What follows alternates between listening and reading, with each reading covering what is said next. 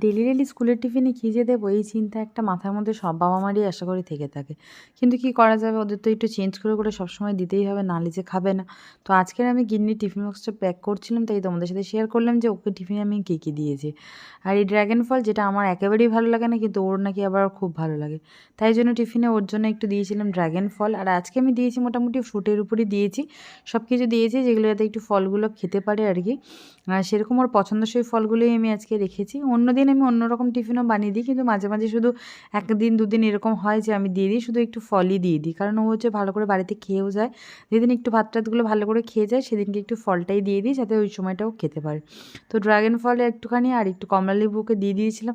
আর ওর পছন্দের স্ট্রবেরি, সেটা তো ওকে দিতেই হবে, এরকম একটা ব্যাপার থাকে। তাতে একটা ডিম, যেটা থেকে আমি একটু কুসুমটা বের করে নিয়েছি, শুধু ডিমের সাদা অংশটাই দিলাম, কারণ কুসুমটা না স্কুলে দিলে যদি একটু মেখে টেকে ফেলে, সেই জন্য আমি কুসুমটা অ্যাভয়েড করি।